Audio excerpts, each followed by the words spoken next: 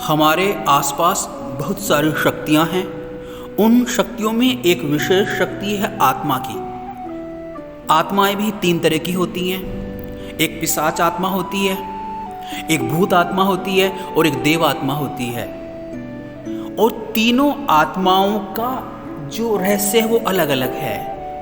कहा जाता है कि जो देव आत्मा है वो इसलिए घूम रही है कि उसे अच्छे माँ बाप नहीं मिल पा रहे जन्म लेने के लिए, और पिशाच आत्मा ऐसी है जिसे बेकार से बेकार भी माता पिता का जन्म लेने के लिए स्थान नहीं मिल पा रहा है।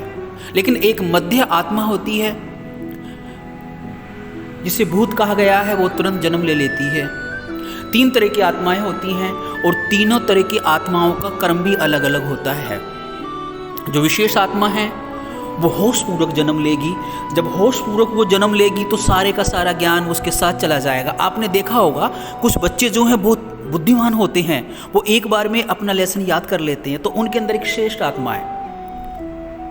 कुछ ऐसे भी बड़े होकर के ऐसे व्यक्ति बन जाते हैं जो दूसरों को परेशान करते हैं, दूसरों को मारते हैं, वो पिशाच हैं।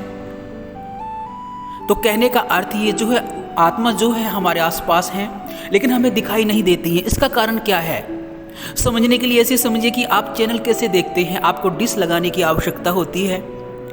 डिश लगती है तो आप अपने टीवी में चैनल्स पकड़ते हैं, उन्हें देखते हैं। ऐसे ही हमारे आसपास बहुत सारी सोल हैं। हमें जो है हमारा माइंड इतना पावरफुल नहीं है कि हम उनसे जो है बातें कर सकें। बातें वही व्यक्ति कर सकता है, महसूस कर सकता है जिसने बहुत बड़ा ध्यान किया है, जिसने पूरा जीवन अपना आध्यात्मिक में दे दिया है, जो श्रेष्ठ है। लेकिन फिर वो बताते नहीं है किसी से भी, वो बातें अपने मन के आसपास ही रखते हैं। तो इसलिए 3 तरह की आत्माएं होती हैं। हो सकता है कि आपके आसपास भी आत्माएं हों, लेकिन उसके लिए ध्यान करना होगा। बहुत सारी शक्तियां हैं जो हमारे आसपास हैं, तो इसलिए हमें ध्यान करना चाहिए, श्रेष्ठ काम करने चाहिए। और जब किसी के पास भी देव आत्मा आती है तो क्या होता है, तो उसके बाद वेदों का जन्म होता है, दर्शनों का जन्म होता है। क्योंकि वेद जो हैं वो इस लोक के है ही नहीं, वो ईश्वर की वाणी है। अग्नि ऋषि ने कहा कि जब मैं ऋग्वेद को बोल रहा हूँ, ऋचाओं को बोल रहा हूँ तो मेरे अंदर कौन बोल रहा है मुझे पता नहीं है, पर मैं नहीं बोल रहा हूँ। तो इसलिए जो आत्माएं हैं वो श्रेष्ठ काम करती हैं, देव आत्माएं। तो इसलिए हमें भी श्रेष्ठ काम करना चाहिए।